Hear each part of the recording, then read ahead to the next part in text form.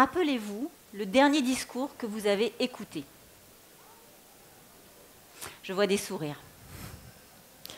Qu'avez-vous retenu? Et qu'avez-vous ressenti? 90% des fois où vous vous ennuyez dans des conférences et des discours, ce n'est pas une question de sujet. C'est juste que le conférencier ne sait pas le mettre en valeur. Dans la prise de parole en public, il y a un avant, il y a un pendant et il y a un tout le temps. C'est un peu comme en amour. En amour, il y a un avant, un pendant et un tout le temps. S'il y a une chose que je voudrais que vous reteniez aujourd'hui, c'est ça. Accorder autant d'importance au fond qu'à la forme. D'ailleurs, depuis que j'ai vu ces chiffres, je n'ai plus aucune illusion. Que va-t-il rester de mon intervention aujourd'hui, dans vos mémoires? Eh bien, 93% de ce qui va rester, c'est autre chose que les mots que je vais prononcer. Alors, autant bien choisir ces mots, mais autant aussi travailler sur les 93%. Quel est mon but?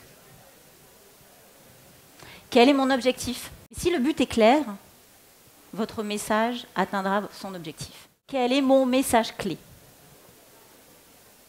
Dans une intervention, quelle qu'elle soit, vous aurez au maximum 3 messages clés.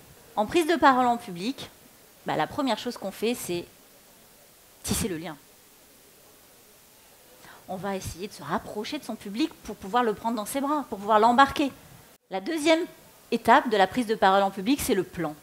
Ça, c'est une prise de parole raisonnable. Ce sandwich, quoi qu'on pense des hamburgers, on peut le manger. Il est à peu près digeste. Par contre, ça c'est l'indigestion assurée. Un discours, ce n'est pas que des mots. Il faut des émotions. Il faut aussi se préparer physiquement. Alors, on n'est pas des athlètes, on est d'accord. Mais il faut se préparer aussi mentalement.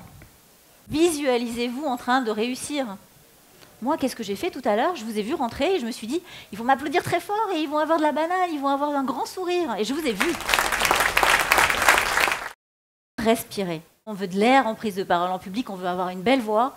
Il faut respirer avec la totalité de notre corps. Ça permet juste d'amener de l'oxygène au cerveau, de se calmer et de retrouver sa voix. Je vais vous donner 8 conseils assez rapides pour avoir de l'impact. Première chose à faire, mettez-vous en scène. Acceptez la lumière, acceptez qu'on vous regarde. C'est important de penser à vos gestes. Rappelez-vous, 93% de ce dont vous allez vous rappeler, ce ne sont pas mes mots. C'est autre chose que mes mots. Alors il faut travailler sur ces 93%, sur le timbre de la voix et sur les gestes. Regardez votre public, extériorisez vos émotions, souriez évidemment, parce que quand on sourit, on est quand même plus sympa. Et puis le sourire, ça vous met aussi vous dans un état positif. Mettez du rythme.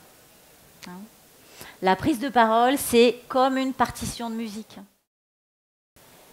Qu'on a vu avant, on a vu pendant. Et maintenant, qu'est-ce qu'on fait tout le temps? Qu'est-ce qu'on veut? On veut avoir de l'impact et de l'influence, donc il faut être conquérant. Et puis aimez-vous. Soyez fiers de vos réussites. Vous verrez qu'au fur et à mesure, vous allez prendre confiance. Quand vous parlez en public, c'est pareil. Vous aurez plus d'impact. Vous aurez plus d'influence quand vous parlerez en public. Vous ferez la différence.